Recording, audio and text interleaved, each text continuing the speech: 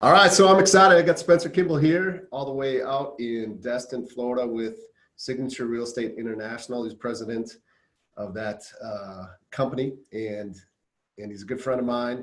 He's came through Man Wealth, Immersion, Circle of Champions is another program through that. Just had the opportunity with my wife to come down and spend some time with him and his family as well. And so I'm just happy that you're willing to come on after all of that and be on the podcast here. So I appreciate it. Absolutely. It's my first one, so I'm excited. I love it. All right. Well, I'll be gentle then. And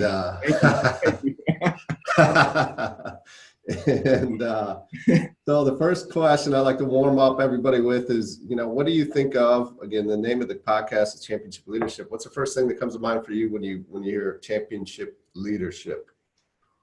Championship leadership, or what comes to my mind is people I want to follow. I think John C. Maxwell had the quote one time, leaders who are, I'm nervous on my first podcast. I love it. That's all right.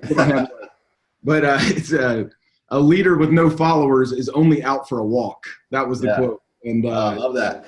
You probably like leaders like Bill Belichick then, and sorry, I had to throw that in there. It's hurtful, man. I'm already nervous. Now you got to rub the Falcons in my No, but when I think of championship leadership, I think of people that I would want to follow. Those are championship leaders. Yeah. People who live it, who walk the walk, and not just get up in front of a group and talk it, but they live it in their daily lives, and somebody I would like to emulate. Yeah, I talk about John Maxwell a lot on here. I love John Maxwell. I think he's really one of the first guys I started to follow, definitely in the leadership space, and even in just like the personal development and personal growth kind of space, and all of his books. And I've consumed a lot of him. He's awesome. He's amazing. He's definitely a championship leader, that's for sure. Talk to us. You do a lot, so I know what you do. I mean, you own multiple cab companies. You own the real estate company, or a partner in that. And you have your hands in a lot of other things as well. Obviously, you're very involved in your church as well, like very involved recently with a position that you just got there. And you got kids and a wife, obviously, and just a lot going on. Tell us kind of your story of, how you got to where you are today. So for me, everything I've ever done in business has been relationship based. I graduated from college. I played basketball and thought I was going to be a basketball coach. And so I moved back to Georgia after graduating from Southern Virginia University, applied for a job, and was going to start being an assistant varsity basketball coach when a buddy contacted me and told me that I needed to forget that plan and go into real estate and make some real money. So I said, okay. And so we started this little brokerage called A Wonderful Life Realty back in, when was that? 2001. And after that, we had some success, and then we were introduced to a real estate model called Exit Realty, and got pretty excited about that. My partner and I split ways. He stayed with A Wonderful Life, and I went with Exit, and we became the largest brokerage in our little town. And then I was presented with the opportunity to go to Utah as a regional owner. So I took that and went to Utah as the first Exit associate ever to set foot in Utah. And we built that model out, got up to just shy of 900 real estate agents in 3 years. And then 2008 hit. And as that was coming, I saw it coming, and I was actually recruited to go back east and run a taxi cab company. And at the time I said, well, I'm not really interested in running a taxi cab company, but if I could be an owner at some point, then I'll listen. And he said, well, all right, come run it for 6 months. And if you like it, then I'll start selling it to you. So that was Alexandria Yellow Cab in Alexandria, Virginia. And long story short, I ended up buying him out and acquiring other companies there in the area. And as we saw Uber and Lyft coming, we knew it was going to be more than a mild disruption. So we started to study software, and thankfully I had one of the greatest managers in the business working with me, and he found this company based out of Ireland called iCabby. And they didn't really want to come to the United States, but he and I got on an airplane and flew over there and said, we need you. Our industry needs you. And once we prove this to you in the United States, we'd like to be your reseller and partner with you on it in North America. And so they cautiously went in with us. We proved the model, and then we started selling. And my manager, Kyle, he went with them and just blew it up, did really well. And last year, Nissan Renault ended up buying iCabby out, which benefited all of us because we were involved in the North American operation. And shortly prior to that, I linked back up with one of my buddies that was doing real estate in Las Vegas. He was my top franchisor in Utah with Exit. And he had since split with Exit and started his own concept, which is Signature Realty. And one of the missing links that he was trying to find in his organization was somebody who could do what I had done with them in Utah, and that's set up the franchises across the country. So I went to a dinner with him, and I was actually wearing my Exit teal hat in my mind, and we went back and forth about his model and why it's different, how it's different. And I was arguing why the Exit one was better. By the time the dinner was over, I was like, okay, you got me. It's this model makes a lot more sense. And so I ended up buying into that organization and am now working to set up the franchises across the United States. Wow, that's incredible, man. Well, first of all, like, do you ever lose? All the time. Not anymore as much. Not as much anymore, but if I told you all the stuff I'd done, this would turn into a comedy hour. With well, maybe we'll get into some of that because that's good to hear as well. But you know, yeah, and I'm sure it didn't just all happen either, right? Like, you know, you got to put the work in for sure, and I know that you definitely have done that. But let's talk. You know, what I was hearing was, you know, a few times you talked about how you saw this or that coming. You saw 2008, you kind of saw the real estate market crash coming. You saw when Uber and Lyft was coming around and you're in the cab business, you could see that coming and had to make some shifts that probably a lot of others were much slower to make or unwilling to make, right? You know, trying to maybe, whether it was pride or whatever it was. But you've had this vision, and we talk about it all the time on the podcast, you know, great leader, championship leaders, they have this vision that others can't see. And it's one thing, I guess, if you just had the vision, but if you didn't do anything about it, it wouldn't really do you any good. But to have the vision and then to have the courage to go ahead and make moves, and then make moves before others are, you know, seeing it or willing to make the moves, right? And so, yeah, where did that come from for you? Or have you always kind of been able to forecast those things or to see those things ahead of everyone else? Or, yeah, you know, talk to us a little bit about that. I definitely do not want to make myself out to be some sort of guru. I just stayed alert and aware, but Utah is oftentimes referred to as the California echo. So when you talk about real estate, the echo was going to come. We just didn't know when. And a lot of people were putting their head in the sand in 2007 when things started to unravel with the regulations in the banking industry and the liar loans were going away. Yep. So I saw what was happening in Utah. So again, I was no genius, but I saw that it was happening and then it was coming our way quickly. And so I tried to do everything I could to get out fast. I would have made a lot more if I had done it a little bit earlier than I did, but I saw that it would probably sink the boat I was on. So I shifted quickly. And then in regards to Uber and Lyft, that is one where our industry kind of put their head in the sand, I think, as a whole. They or we as an industry didn't want to believe that the regulations that we were held to for decades would just go away overnight like they did. But when I saw them again out in California, once it took off, you knew that we better be ready. You know, we fought that fight and we tried to stay in it and we tried to argue fairness and whatnot. But at the end of the day, when you get outflanked, ultimately you're going to lose. And because of the regulations that we were tied to and had to adhere to, or they would have shut us down, we could not do what they were doing. And so we didn't have a choice but to find something else.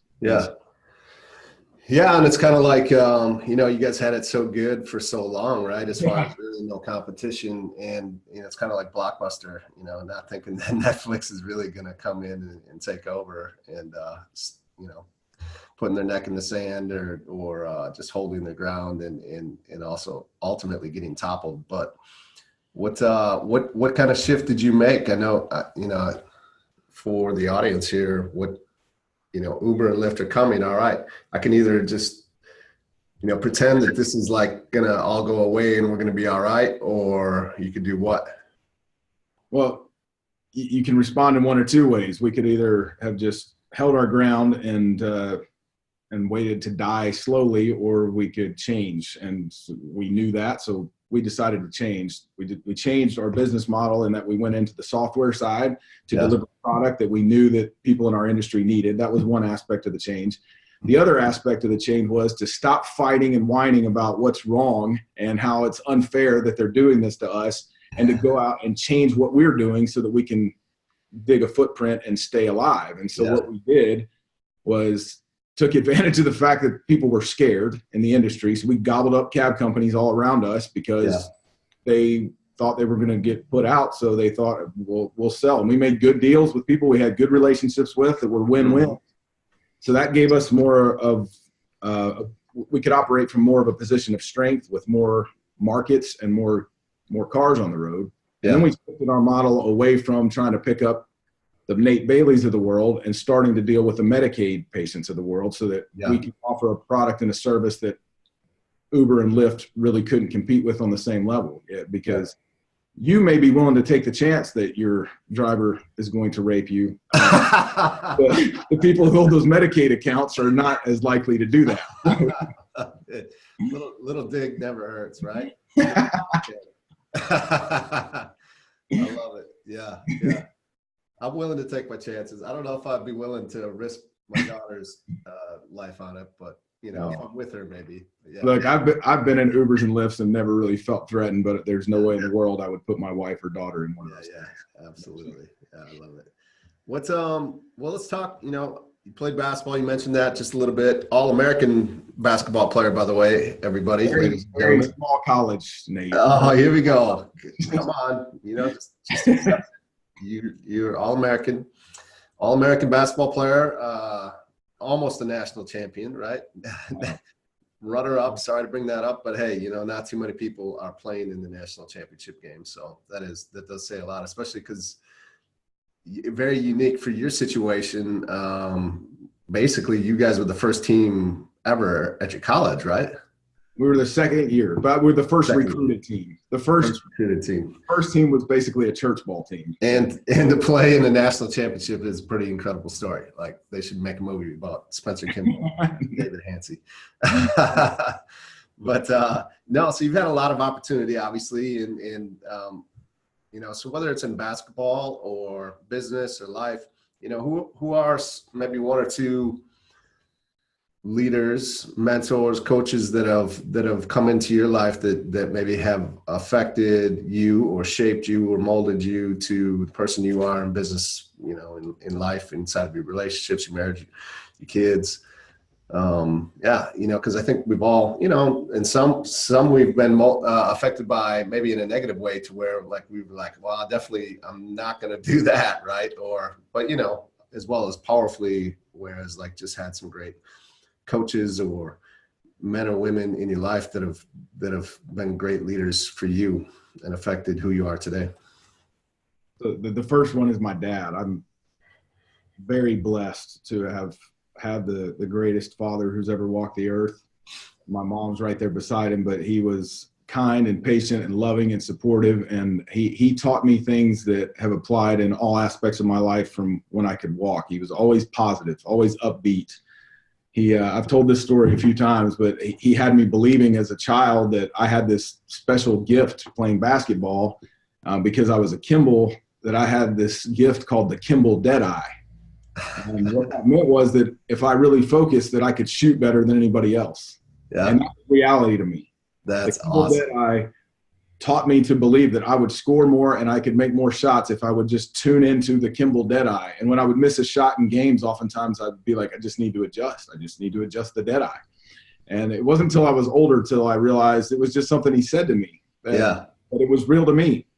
And it still works now. I can't run or jump, but I can still shoot it because of the Kimball Deadeye. So but that's the way my dad was. He was that type of teacher, that type of father. He was, I can't remember being yelled at. He loved us unconditionally and taught me to be a positive person. And I wish I could be as positive as he always was, but always is. Yeah. And then I had one of the greatest basketball coaches ever to walk the face of the earth, who he was hard and we were scared to death of him, and he loved us, and we knew it. So, you know, I could still hear his voice, Kimball. He taught us so many lessons just by the way he was. You know, we wanted to be like him. He was at the same school. He could have gone and been a college coach, but he chose to stay at the same school. Over 400 victories while we were there. He hit the 400 landmark and Final Four. And I'm still close to him today as well. Just a great, great man. Jim Van Ness is his name. Great man. Yeah. And then on the spiritual side, my dad's always been that guide, but I had a church leader when I was in Georgia. I had a church leader who he led by example. He was a scriptorian. And again, I think the common thread here is I knew he loved me, cared about me. And this guy's name was Keith Giddens. And he was the stake president in my church. That means he was over multiple congregations. And he called me to be the leader of a congregation in my hometown. And he supported me and taught me more than I can remember at this point. I wish I could remember it all, but great man. And again, the common thread was the love that you felt from these great leaders who lived it and lived their life in the way that I wanted to be. Yeah. Yeah. No, thank you for sharing. And I love the Kimball Deadeye. I'm stealing that, by the way. Cool.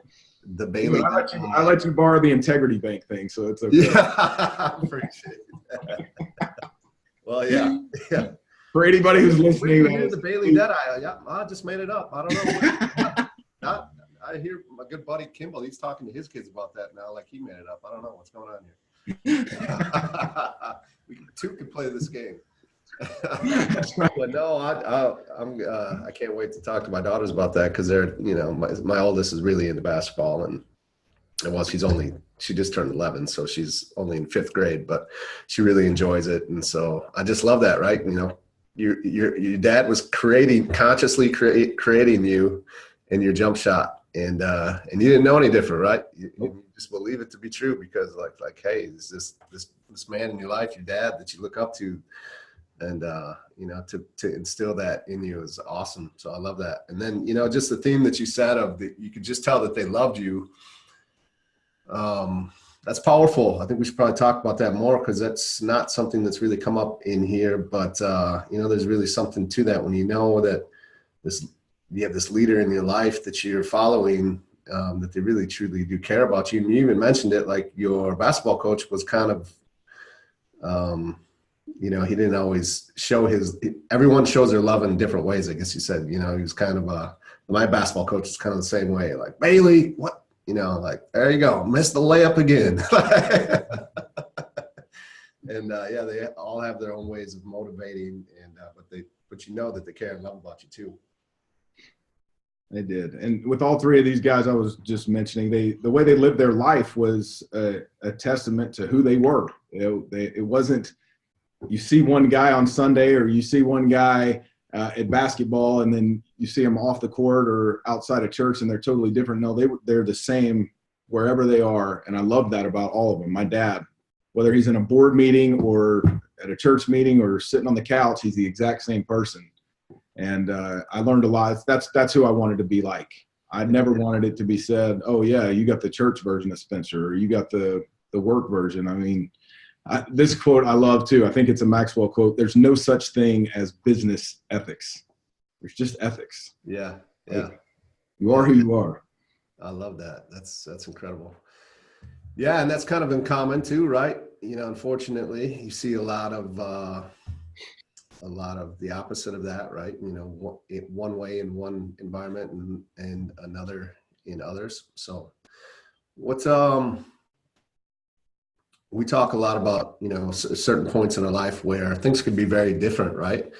And, as a great leader, I think, again, kind of coming back to that vision talk of maybe willing to make decisions that others aren't willing to. Everybody's going left, and they decide that they're going to go right, and take that shift, the unpopular move possibly, or, the unconventional, whatever, however you want to look at it. But is there a moment in your life, business or personal or whatever it might be, where, you had this point, this crossroads where you're at, and everybody else maybe would have went one way and you decided to shift the other, and really that's kind of, a big reason why you are where you are today? I've never really thought of it like that, and psychoanalyze myself, but I believe now that I'm thinking about it, probably when I chose as a young person to live my religion, I was going very much against the grain. In my faith, we don't drink alcohol or engage in premarital sex or do things that a lot of my friends did. And there was a crossroads there where I was wondering which way I was going to go. I've been taught all this stuff, but does that mean that's who I'm going to be? And when I developed a relationship with my Father in heaven and Jesus Christ, I made that commitment that I'm not going to do those things. I'm just not going to do it. And that set me on a path that was different from pretty much everybody else I was around.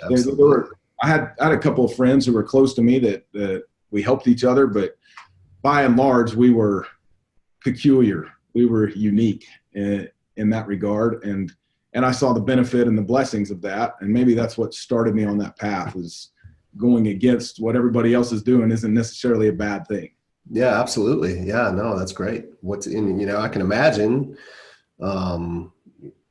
that there were probably many your age at that time in your life that were in your church that, supposedly were taking that life on, but weren't really living it, right?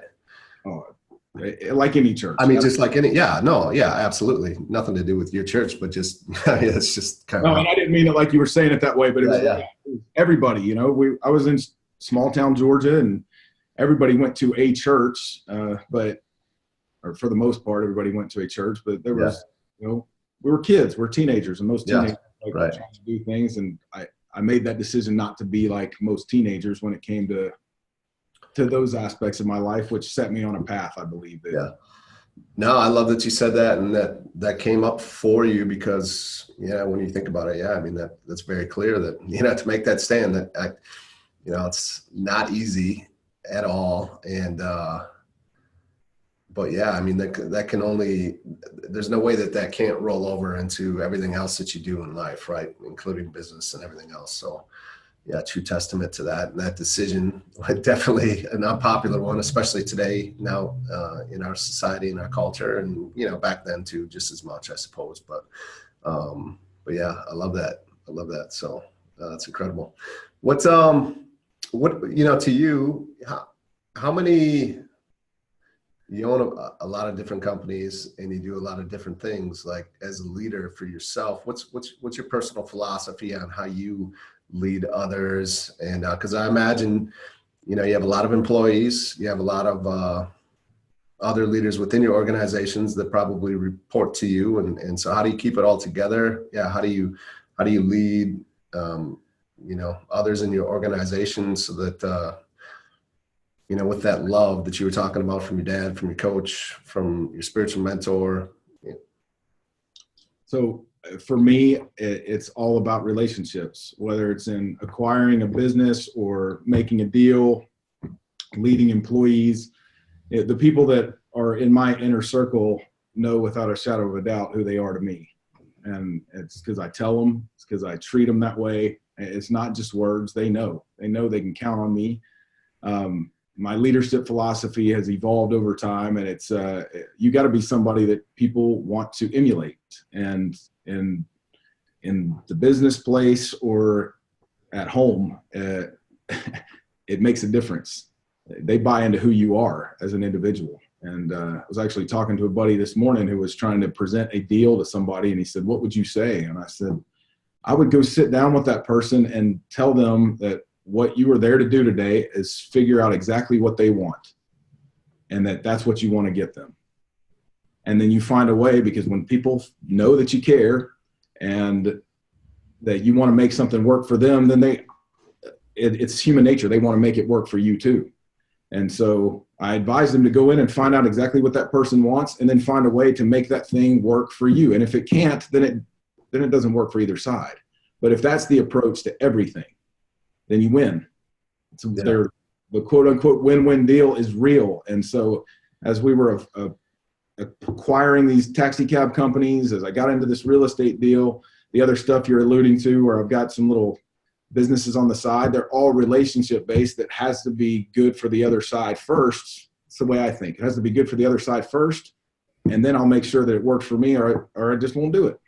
But I think that's a popular philosophy in the business world today. Very rarely do people come in and ask me what I want.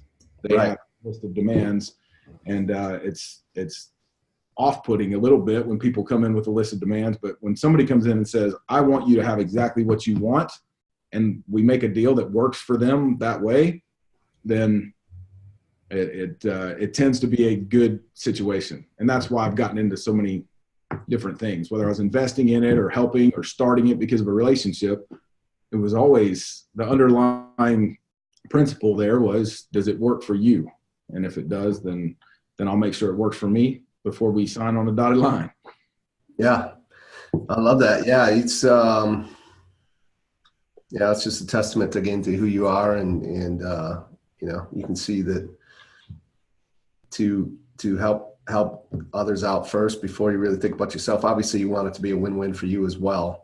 Has to be. To really show that, you do care about them and then it's not just about you. So that's powerful. For you, where do you see yourself 5 years from now?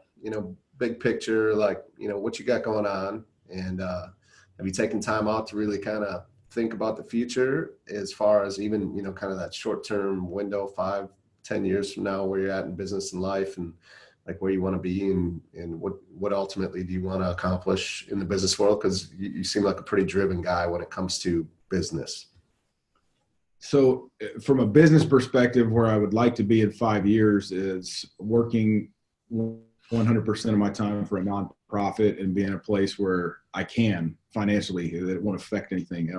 I told you offline, Nate, about this friend of mine who a few months ago I was out where he lived, and he was addicted to hardcore stuff, and a voice told me that if I don't do something to help him, that he was going to die. And so contrary to what all the people closest to him and me told us, including my dad, we made the decision to bring him out to Florida. And it's been one of the best things that I've gotten to be involved with, to watch him overcome the addiction. And it's been rewarding, and it's also opened my eyes to the great need there is in this country this is one of the best people I've ever known in my world. Yeah. We were young, and it can happen to anybody. And if we can help them, I want to help them. And so basically what we did before, and you know this well because you were part of allowing it to happen, is he went through your program, the Man Wealth Immersion program, which started to change his mindset. And then we got him out of the environment that he was in, and brought him out here and gave him gainful employment so he could start regaining that sense of self-respect and confidence that he can do this. And he's a powerful dude. Yeah. Right now. So what we are working on is trying to emulate that process on a bigger scale, to where we can help people who have gone through this type of thing, that are dealing with addiction and have families and need to be saved from this. And we put them through an immersion type experience, and then help them get on their feet and work with us in a facility out here in Paradise in Destin, Florida. And we get them on their feet again and get them where they have all the tools they need to be successful in life, which is exactly what you've helped to teach me. And I'm not even trying to change the names or reword anything. It is, I've got your posters on my wall because it's my life. Oh man, I love it. I'm really excited for that. And like I said, yeah, I can't wait to see what that looks like and to see how we can help with that. So I love it. Yeah, and that's great. How would you how do you make that transition? How do you shift to that? You know, to be 100% doing something like whether it's that or whether it's some other kind of a nonprofit. But yeah, You how do map you it make out. that a reality? Live What's in that? seasons. You got to live in seasons and map it out Yeah, and take steps in that direction. So, I mean, the first steps are obviously getting the organization in place. And I mean, obviously, I've got my full time jobs going on simultaneously. And yeah, another thing though that I got from being out in Circle of Champions was that I needed to stop thinking that I was as important as I am. I stopped thinking that I'm that important to yeah. the Right. organization. And so I've started to delegate a lot more to make that possible so that I can do other things and not be so tied into the day-to-day operations of taxi cab companies or the real estate world, where I've got people there that are helping me to build it and grow. And so that frees up time. Yeah. And then I've just got to map out the plan. So we've mapped out the first quarter of it, what we're going to do. And then the annual plan, by this time next year, we should have it up and running with people going through it. And I think we could just, once it starts, it's going to take off. I'm very confident. We just got to Yeah. put it in place. No doubt. Cool, man. Appreciate it. All right. So I want to wrap it up, and I want to wrap it up by, you know, what's something that you could leave, one or two things you could leave with the listeners here. Again, we're talking championship leadership and just, yeah, what would be one or two pieces of advice or things, something that you could share with the listeners as we get ready to close this out? All right. I just have to point out it's been 40 minutes roughly. And you said to me that people typically got off if it was about 30 minutes, if the conversation got stagnant or whatnot. So hopefully I got past that bar. Or I'm just kidding. But I think the insight that I would leave, something I've been thinking a lot about lately, is this the love that we talked about and the caring about other people is in any business. If you become that person who asks the questions, asks powerful questions, and will just listen, you can find opportunities, you can find ways to help people, and you can find the right business deals just by asking and listening. And then you have to care. It has to be sincere. You have to do it with real intent to help somebody. And then it's amazing how much you end up helping yourself. You put others first and you mean it, then doors open, opportunity opens, whether you believe it's the universe or Heavenly Father or whatever you believe it is. I believe wholeheartedly that as you do unto others, that it comes back to you in some way. And so I think that would be the lesson that I would leave is just be open, ask, and listen so that you can receive. That's great. Thank you. What, you know, for anyone that wants to find out more about you and what you got going on, and, you know, for the listeners, what would be a way they could do that? My advice would be to find somebody a lot more interesting. I know you're more of a stalker on Facebook, not much of a poster. I'm a straight up lurker on Facebook. I'm scared of political commentary on Facebook now after the last few years. But if anybody wants to reach out to me, you can reach me at Spencer@Signature REI. That's SPENCER @signaturerei.com, like realestateinternational.com. Okay, great. And yeah, if there's anybody out there who I could help, I would love to. Especially somebody who's tied into you, Nate. The things you've done for my friends and for the people in our groups have, changed lives, and I'm honored to be part of this. Thank you, man. I really appreciate you being here. I appreciate it, and I love you, man. Love you too, brother. Thank you.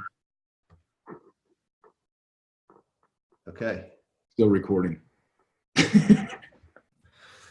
So excited to have our next guest here today, Spencer Kimball, good brother of mine, and lives in Destin, Florida.